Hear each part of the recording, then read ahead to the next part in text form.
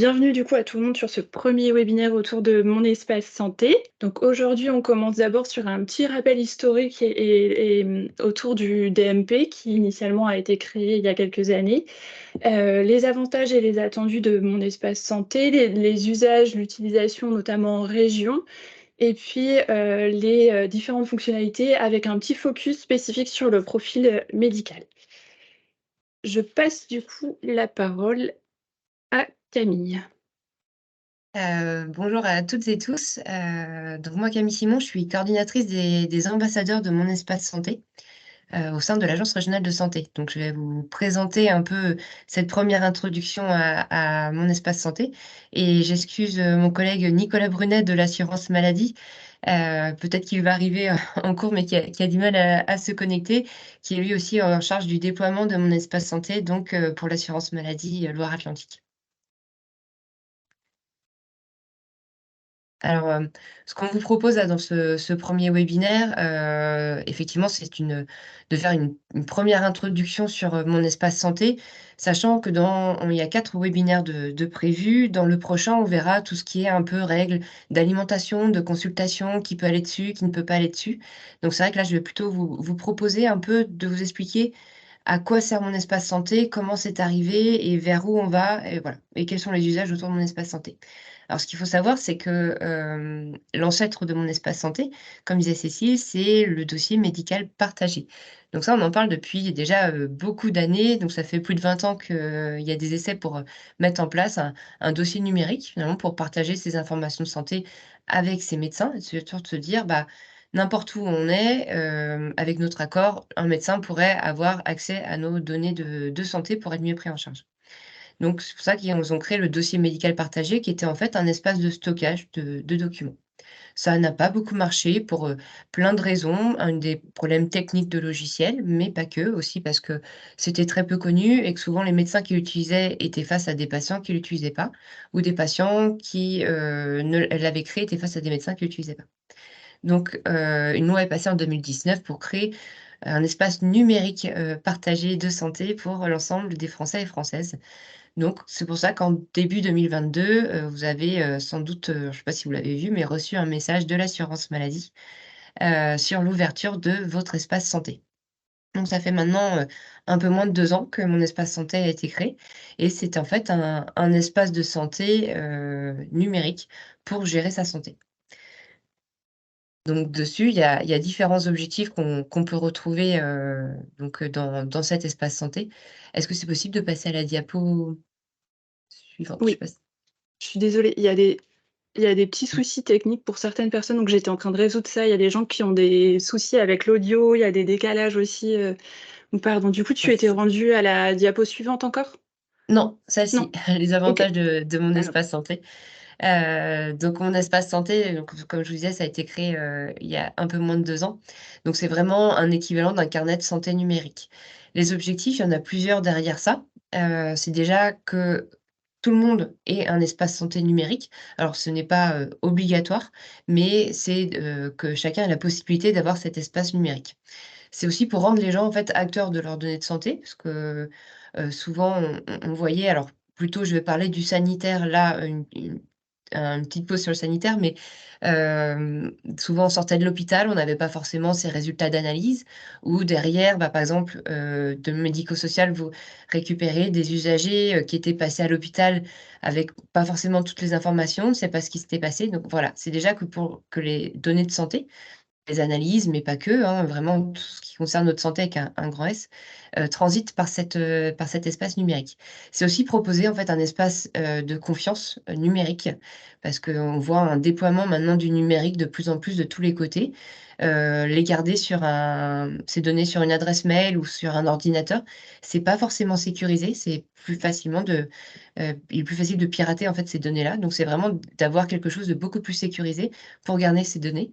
C'est aussi derrière ça, simplifier des parcours de santé, éviter de re-remplir, 36 fois les mêmes dossiers, concernant notre santé. C'est aussi centraliser un peu toutes les informations, parce que souvent en termes de santé, on doit aller voir des informations de prévention, sur un site ou on va voir tel médecin qui nous oriente vers tel établissement. Enfin voilà, c'est qu'à un moment donné aussi toutes les informations, que ça soit de la prévention, du soin, et plus largement vraiment, comme je disais, la santé dans le sens large, transite par cet espace santé. Et donc il y a derrière des objectifs de santé publique un peu plus à long terme. Donc on est vraiment qu'au début, hein. C'est plutôt des objectifs, qu'on souhaite arriver, mais, vu qu'on est au début, on ne peut pas encore, voilà, voir si on arrive jusqu'à ces objectifs-là. Est-ce que Cécile, je peux avoir la ouais. Donc derrière, en fait, vraiment les attendus, c'est, diminuer le temps de constitution de dossiers. C'est préserver du temps médical et du temps, aussi de constitution des dossiers par des équipes.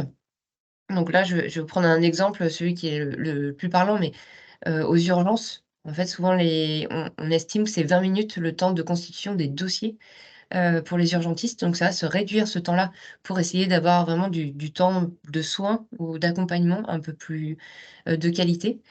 C'est arriver un peu plus rapidement aux informations, essentielles, donc les informations utiles, s'il y a des allergies, si, il y a une personne à contacter d'urgence, si nous avons des directives anticipées pour notre fin de vie.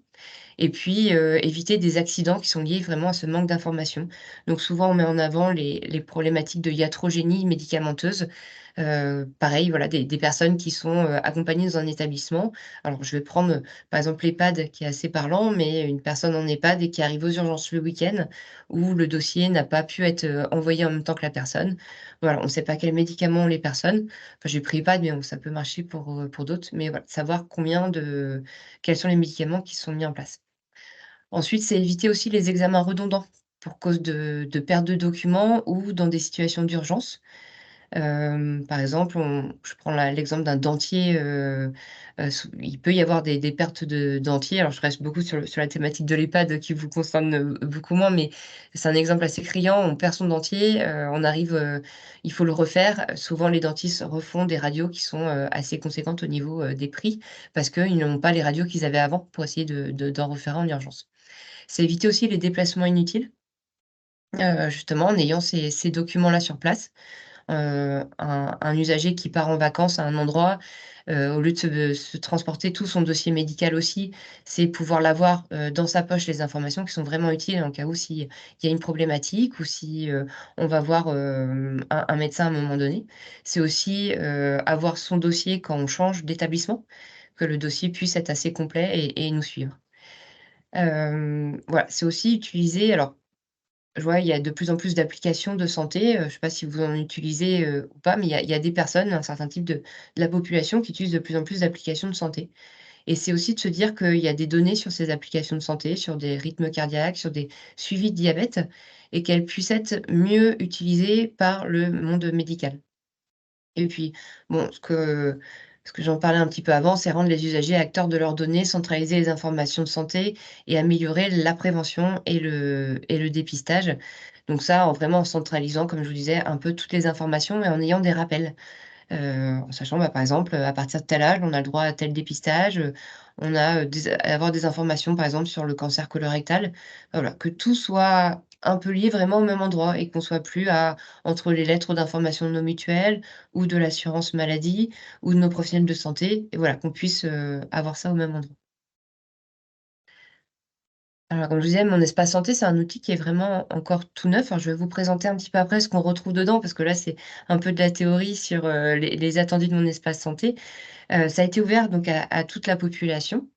Après, à charge à vous en tant qu'usager, en tant que citoyen, d'activer ou non votre espace santé et dans le prochain webinaire dans 2 semaines, on verra un peu les différences entre ouverture et activation. Mais là, un peu pour vous dire, donc là, on a dépassé à peu près 15 de la population qui a fait une démarche d'activation de son espace santé. Il y a à peu près, un peu moins de 2 de la population qui, s'est opposée à son espace santé, donc il n'a pas souhaité créer, cet espace santé et donc le reste de la population qui, pour l'instant, n'a pas activé son espace santé, mais ça ne veut pas dire que derrière, il y a pas des choses qui se passent sur leur espace santé et quand ils vont l'activer, ils vont pouvoir peut-être découvrir, des éléments qui sont arrivés sur cet espace. Alors j'ai peut-être pas assez insisté, mais, mon espace santé, c'est votre carnet de santé numérique en tant que patient. Donc, enfin, en tant qu'usager, vous n'allez pas, il y a pas des gens qui vont pouvoir aller dessus ou c'est pas l'assurance maladie qui va pouvoir aller dessus. C'est pas une plateforme d'échange avec l'assurance maladie. C'est vraiment votre espace de santé. Et donc après alors on voulait vous parler un peu des documents qui sont ajoutés parce qu'il y avait un chiffre un peu avant, qui était mis. Donc comme je vous disais, c'est assez neuf comme espace, mais il y a déjà plus de 192 millions de documents qui ont été ajoutés par des établissements de santé, par des établissements médico-sociaux et aussi par des professionnels de santé. Et on voit l'évolution se fait vraiment là, de plus en plus, ces derniers mois, puisque ça demande que les équipes, que les professionnels, les prennent en main aussi ces outils-là pour pouvoir ajouter, des documents. Et donc là, la grande nouveauté, ces 2 derniers mois, donc là, c'est le chiffre de 800 000 notes de vaccination. C'est-à-dire que je vais vous le présenter juste après dans le profil médical. Il y a une partie vaccination pour pouvoir aussi, garder nos traces des vaccinations. Donc là, en l'espace de 2 mois, il y a 800 000 notes de vaccination qui ont été ajoutées par, les pharmaciens et les médecins. Et on va voir alors c'est juste une petite courbe pour vous montrer, mais c'est pour bien montrer qu'on est vraiment, dans un contexte d'évolution, où on arrive de plus en plus à des espaces santé qui sont, alimentés, c'est-à-dire qu'on dépose des documents dessus. Avec, les 2 derniers barres qu'on va prendre sur la droite, ça représente, en bleu le nombre de documents pour les Pays de la Loire qui ont été ajoutés dans les espaces santé. Donc ça, grâce à un énorme effort qui a été fait par le monde de la santé et du médico-social. Donc il y a, en décembre, plus de 3 millions de documents qui ont été déposés sur notre espace santé et qui fait qu'il y a eu plus d'1 million de documents, 1 million d'espaces, santé, des personnes qui a reçu un document sur son espace santé. Donc voilà, c'est une courbe qui va, continuer, après. Alors là, on va vraiment arriver, finalement après, toute cette introduction, qu'est-ce qu'on retrouve en fait dans cet espace? Donc il y a plusieurs là vous voyez un camembert avec ce qu'on appelle les briques. C'est les différentes fonctionnalités qu'on va retrouver dans mon espace santé. Alors c'est vrai que mon espace santé, c'est un outil, numérique, donc chacun, on n'a pas le même, contact avec le numérique, on n'a pas le même usage du numérique. Donc c'est vrai que, on n'est pas tous obligés d'utiliser ces fonctionnalités-là et c'est vraiment, notre carnet de santé numérique. Donc on utilise vraiment selon nos envies et selon nos besoins, de ce carnet de santé numérique, pour sa santé. Donc on va retrouver en rouge, les 2 briques qui sont les briques qui constituent le dossier médical. Donc il y a la partie documents et la partie profil médical. Donc la partie documents, c'est celle dont on va beaucoup parler, dans 2 semaines au prochain webinaire. C'est, l'ex-dossier médical partagé. C'est cet espace, de dépôt de documents qui va constituer un peu la bibliothèque de documents. Donc dedans, on peut retrouver, plein de types de documents et ils peuvent être ajoutés de 2 manières. La première, c'est les professionnels qui peuvent ajouter. Donc que ce soit professionnels médicaux, que ce soit professionnels, du secteur médico-social ou établissements, qui peuvent ajouter des documents. Ou vous-même, en tant que citoyen, vous pouvez ajouter tout document que vous souhaitez garder. Alors, un exemple, par exemple, une ordonnance, pour, des lunettes. Souvent, c'est l'ordonnance, par exemple, chez les jeunes qui est un peu perdue ou on la sort, assez rarement, donc on la met, par exemple, dans son portefeuille, dans un dossier, elle peut être déchirée ou alors on a envie de se refaire des lunettes, mais mince, on l'a laissée au domicile de ses parents. C'est vrai que, voilà, on peut se dire, bah, on peut la mettre sur notre espace santé, comme ça, on peut y accéder plus facilement à cette ordonnance. La partie profil médical, donc je vais vous la présenter juste après un peu plus en profondeur. Le profil médical, c'est votre CV de santé et là, c'est quelque chose qui est un peu plus à votre main, mais je vous expliquerai tout de suite. Il y a une partie messagerie. Alors la partie messagerie, c'est une partie pour, faire des échanges, comme une messagerie lambda avec, ses professionnels. Donc il faut savoir, plusieurs choses. C'est que la première, on ne peut pas nous, en tant qu'usagers, envoyer directement à nos professionnels un message directement. Il faut que ce soit le professionnel qui initie, la conversation. Donc il faut qu'il y ait vraiment derrière un objectif de transmission, ce qu'on appelle de données de santé un peu sensibles. Par exemple, envoyer une ordonnance ou, par exemple, en suite, post-opératoire, il y a certains, professionnels qui peuvent, entamer cette discussion pour demander comment se passent les suites post-opératoires. Voilà, c'est chaque personne, chaque professionnel qui va décider s'il y a un besoin ou pas d'envoyer un message, et puis il faut que ça concerne de la donnée sensible, hein, de la donnée de santé. Ensuite, la dernière partie, donc c'est une partie qui est plutôt un catalogue numérique. C'est un catalogue d'applications, de santé. Donc pour l'instant, il y en a une trentaine qui ont été labellisées. En fait, si elles se retrouvent dedans, c'est qu'elles ont reçu une labellisation. Donc elles ont montré un peu patte blanche sur, beaucoup de critères, plus d'une centaine de critères. Donc par exemple, pour dire, une application, en général, pour ceux qui en utilisent, ça va collecter de la donnée sur vous.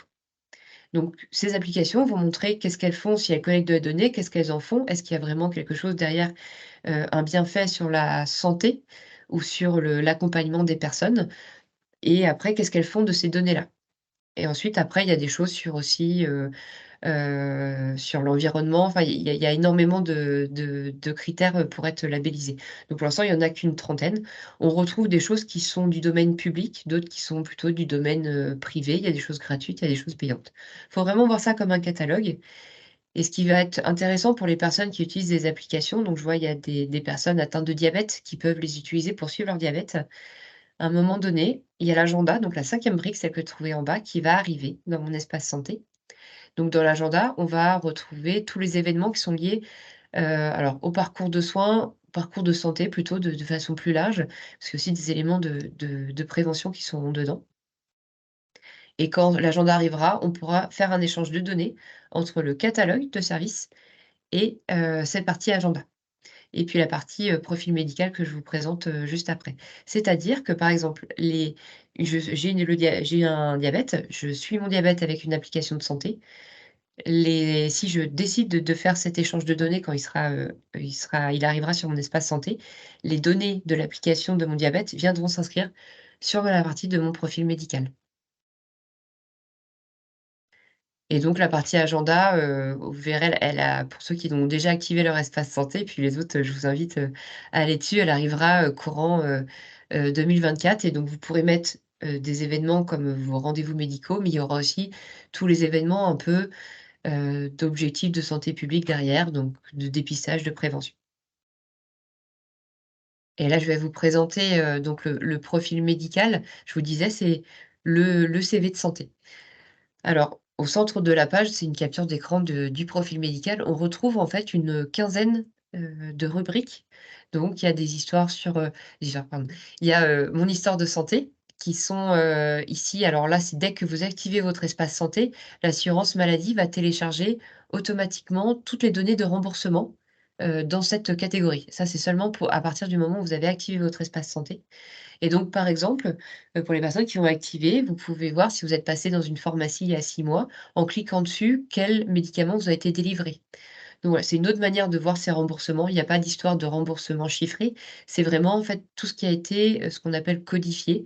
Par exemple, si vous êtes passé chez le dentiste, vous verrez le dentiste, qu'est-ce qu'il a codifié, comme acte. Voilà, donc ça peut être intéressant, par exemple, si on vous pose la question, vous avez eu tel traitement à un moment donné, je prends un exemple, l'eczéma, vous vous souvenez plus du nom de la crème, vous revenez, dans cette rubrique «Mon histoire de santé», vous saurez, quelle crème vous a été délivrée. Il y a beaucoup des éléments aussi sur le suivi médical, comme les maladies, quels traitements, les hospitalisations, le handicap, sur les facteurs de risque comme les allergies, antécédents familiaux et habitudes de vie. Et on retrouve, aussi des rubriques sur la vaccination, la mesure, les professionnels de santé, l'entourage et volonté, les pièces administratives. Voilà, ça constitue vraiment toute votre histoire de santé. Donc ça, c'est quelque chose qui est plutôt à votre main en tant qu'usager. À vous de remplir les rubriques. Sauf les 3 rubriques qui sont, en rouge. Comme je vous disais, bon, mon histoire de santé, c'est du téléchargement automatique de l'assurance maladie, de vos remboursements. Mais, la partie vaccination, les personnes qui vaccinent vont pouvoir aussi ajouter directement, les vaccinations dans cette rubrique-là. Et il y a la partie entourage et volonté aussi. C'est possible d'aller glisser, par exemple, les directives anticipées si un établissement, par exemple, a les directives anticipées d'une personne. Et voilà, donc ça, c'est plutôt à vous de voir qu'est-ce que vous souhaitez mettre dedans, qu'est-ce que vous souhaitez partager. Donc vraiment, ça va changer chez les personnes. Il y a des personnes qui ne sont pas en capacité de se rappeler, et sans problème cognitif, hein, mais de se rappeler quelle hospitalisation elles ont eue, il y a 15 ans, il y a 20 ans. Donc c'est aussi l'occasion de voir, de se dire: «Bah, je vais essayer d'en parler avec mon médecin, essayer de reconstituer un peu mon histoire de santé». Il y en a d'autres qui mettent, par exemple, que les allergies parce que pour eux, c'est important que cette information soit vraiment, donnée aux professionnels dans des situations un petit peu d'urgence. Voilà, c'est ce que je souhaitais un peu vous présenter, sur le profil, médical, puisque c'est vraiment la partie, assez importante aussi avec la partie documents, mais qu'on reverra, dans le webinaire, dans 2 semaines. Donc c'est une présentation un peu succincte sur mon espace santé, mais un peu pour vous donner un peu l'intégrale, enfin initier, déjà la présentation sur mon espace santé, qu'est-ce qu'on retrouve dedans. Alors je sais pas s'il y a déjà eu peut-être des questions, parce que je vois qu'on a déjà bien entamé, le webinaire. Est-ce qu'il y a des questions qui sont arrivées?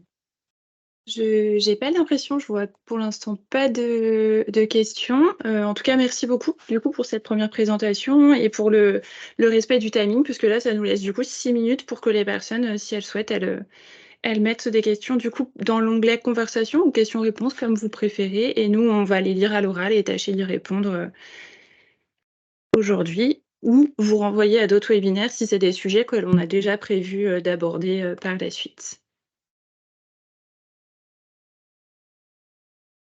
C'est vrai que sur les webinaires, on va voir donc la prochaine fois ce qui est la différence entre alimentation, consultation et qui peut aller, dans cet espace santé.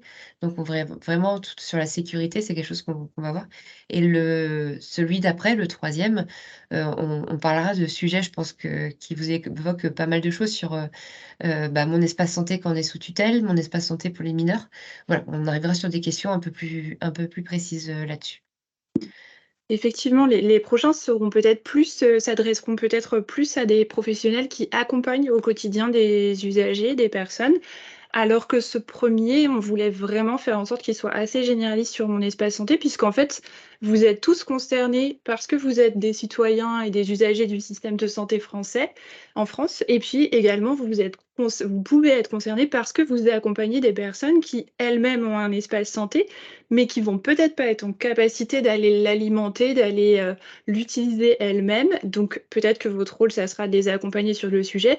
Et aussi, vous êtes concernés parce que si vous êtes en accompagnement de personnes, eh bien, vous avez la possibilité, du coup, ce qu'évoquait Camille tout à l'heure, d'alimenter, d'aller consulter certains documents présents sur le dossier médical et puis partager. Et puis, vous pouvez aussi alimenter avec, enfin, d'ailleurs, on va alimenter dans les mois à venir, nous aussi, au niveau de l'ADAPI, ce fameux dossier médical partagé pour les personnes qui sont accompagnées au sein de l'association.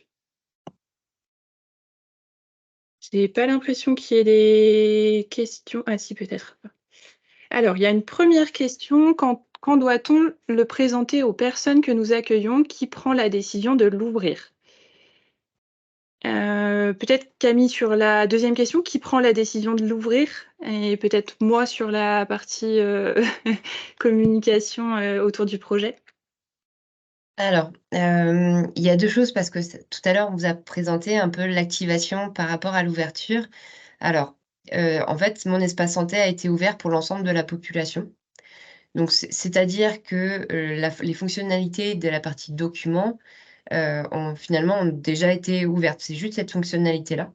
Donc pour tout le monde, ça a été ouvert. Après pour l'activer, c'est en fait activer son accès à mon espace santé, chacun. Donc c'est un espace qui est personnel, donc en fait, c'est aux personnes de l'activer. Après on verra en fait dans 4 semaines un peu, pour les mineurs comment ça se passe, parce que les mineurs peuvent pas l'ouvrir, bien sûr et l'activer et puis pour les personnes sous tutelle, donc c'est un peu différent, mais en tant qu'adulte, effectivement majeur, c'est à nous d'activer notre espace santé. Après, on sait très bien qu'il y a des gens qui ne sont pas forcément en capacité, hein. Donc après, il y a des accompagnements qui se font pour aider les personnes à activer. Mais à chaque fois qu'on va arriver sur notre espace santé, vu que c'est très protégé, on va nous demander un identifiant, un mot de passe et un code provisoire qui est envoyé à chaque fois, qui va être envoyé sur une adresse mail ou sur un téléphone portable. Donc en fait, on ne peut pas aller n'importe comment sur, les espaces santé d'autres personnes puisqu'on est propriétaire d'une autre. Et peut-être aussi ce qu'on peut, ajouter, c'est que à partir du moment où cet espace santé, il est ouvert, il est fonctionnel. C'est juste que du coup la personne, elle est pas allée consulter elle-même ce qui s'y trouve, mais ça peut rester, ça peut et on en reparlera alors, du coup là, dans les prochains webinaires, mais ça peut rester à ce stade-là avec un espace santé qui est uniquement ouvert et qui est pas activé et qui sert quand même du coup pour un échange entre professionnels de santé, entre professionnels du social et du médico-social. C'est aussi tout à fait possible. Oui. Mmh. C'est vrai que ça sera beaucoup plus du coup pour de la coordination, et la personne par contre recevra, même si elle l'a pas activé et qu'il se passe des choses. C'est-à-dire que, il y a des documents qui sont déposés ou des personnes qui viennent consulter, mais je reviendrai sur les règles de consultation qui sont, très précises. Il y a une notification par mail ou par courrier qui est envoyée aux personnes pour, voilà, qu'elles sachent qu'il y a quand même des choses qui se déroulent et c'est pas parce que des personnes aussi sont pas en capacité d'aller activer leur espace santé qu'on peut pas aussi les informer, sur la présence de cet espace santé. Sur la question: «Quand doit-on le présenter aux personnes que nous accueillons?» Eh bien, on peut le faire, dès maintenant. A priori, c'est aussi le but de ces webinaires, c'est que vous ayez suffisamment d'informations, sur, mon espace santé pour être en capacité de relayer le message auprès des personnes accompagnées. Voilà, donc ça peut démarrer dès maintenant et puis aussi sur le dernier webinaire, on essaiera aussi d'aller parler peut-être des solutions, enfin de l'accompagnement justement proposé soit par l'assurance maladie, soit par l'ARS pour justement des actions de communication directement auprès des personnes et puis on parlera aussi peut-être des outils numériques que l'on peut mettre en place, sur ce sujet. Donc, là, c'est des choses qu'on va traiter normalement prochainement. J'avance parce que je vois que l'heure tourne et qu'il y a encore pas mal de questions derrière. Il y avait une question sur: «Cela va-t-il donc remplacer Osiris à terme ou est-ce un complément?» Ouais, ou est-ce un complément? Oui, non, ça va pas du tout venir remplacer Osiris. Osiris, c'est le dossier usager informatisé qui nous sert, nous, du coup, à déposer tous les écrits, à renseigner un certain nombre d'éléments, c'est l'outil sur lequel on construit, par exemple, les PPA, il y a l'accès à tout un ensemble de fonctionnalités, donc c'est un outil qui va pas du tout disparaître. L'idée, par contre, c'est qu'à partir d'Ogiris, on va pouvoir, de manière automatique, enfin, en cliquant, du coup, sur Ogiris, on va pouvoir envoyer des documents sur, le fameux espace avec les dossiers là qui sont partagés au sein de mon espace santé. Et on pourra aussi à terme, pour l'instant c'est pas encore, le cas il me semble, on pourra aussi depuis Ogiris consulter les documents auxquels on a accès selon des règles et des documents très précis qui enfin voilà, on n'a pas accès à tout en tant que professionnel médico-social, on a accès à un certain nombre de documents et ça pareil, ça sera peut-être pas l'objet là des webinaires, mais on pourra rediscuter de ça, de ces règles, spécifiques. Est-ce que les accès seront différents selon le poste occupé, secrétaire ou éducateur? Oui. Oui, oui, oui, tout à fait. C'est pas forcément un sujet qu'on souhaitait là évoquer vraiment parce qu'on est contraint par le temps, au niveau des webinaires Mon espace santé. Mais bien sûr, là du coup les règles et les droits d'accès à Mon espace santé, ils sont en lien avec le RPPS ou RPPS+, et donc c'est pour ça que du coup, il y a des rôles qui ont été attribués aux personnes, en tout cas pour ceux qui s'enregistrent sur le portail RPPS+, il y a un rôle à choisir et ce rôle, il s'appuie sur un cadre, national, une matrice d'habilitation qui, du coup, détermine les documents auxquels les personnes ont accès derrière. Quel lien avec Ogiris? Je pense que du coup on y a répondu, sinon on peut repréciser si c'est pas le cas. Peut-on obliger un professionnel à déposer des infos sur Mon espace santé? Je sais pas si Bah, Cam pour l'instant, il y a pas, d'obligation. Après, en fait, bon, c'est assez vaste comme question, pardon. ouais.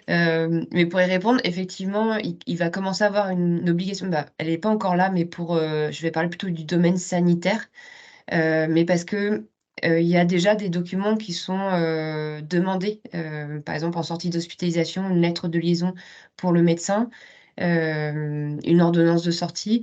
Donc ça, effectivement, pour l'instant, les établissements sont incités. C'est de l'incitation à déposer dessus parce que c'est souvent des documents qui sont absents. Après, sur l'obligation, je ne sais pas si elle va arriver à un moment donné. C'est de l'incitation pour l'instant, mais c'est que certaines informations. On n'est pas, l'objectif, c'est pas de déposer tout et n'importe quoi sur, Mon espace santé et toutes les informations, mais c'est vraiment des documents qui sont nécessaires pour de la coordination ou que l'usager doit avoir en sa possession. Donc après, je pense, peut-être sur ces questions, il y a peut-être des questions un peu plus, vous avez des besoins un peu plus précis derrière, donc on pourra répondre, mais pour l'instant, voilà, il y a pas d'obligation, c'est de l'incitation. A priori, il y a plus d'autres questions. Donc, peut-être, vu qu'il est 12:03 et qu'on avait démarré quelques minutes en retard, je pense que là, on est à peu près à une demi-heure, de webinaire. Donc je pense qu'on peut, clore, cette présentation, pour aujourd'hui. Merci encore, merci beaucoup Camille, d'être intervenue, sur ce premier webinaire et aussi sur les suivants. On est encore désolé du coup du fait qu'il devait y avoir un autre, présentateur, comme vous l'avez sans doute vu sur le support tout à l'heure, quelqu'un de l'assurance maladie. On va essayer de résoudre, notre problème pour les prochaines fois pour que peut-être il puisse intervenir. Mmh. Voilà. Et peut-être pour ajouter ce que, mon espace santé, donc il y a, une application et un site internet, donc c'est monespacesanté.fr et sur l'application, pour ceux qui utilisent et qui n'ont pas activé leur espace santé et souhaitent voir ce que ça donne, il y a un mode invité en haut à droite quand vous téléchargez l'application, ça vous amène sur un faux compte Mon Espace Santé. Donc comme ça, n'hésitez pas à aller voir, comment c'est, sur l'application, les différentes fonctionnalités. Oui et vraiment on espère du coup que là vous avez une vision un petit peu meilleure de ce qu'est Mon Espace Santé et que du coup ça va peut-être vous inciter à aller voir, à aller activer votre propre espace santé pour, vous approprier un petit peu l'outil. Merci beaucoup à tout le monde. Je vous souhaite une bonne journée. Au revoir. Merci, bonne journée.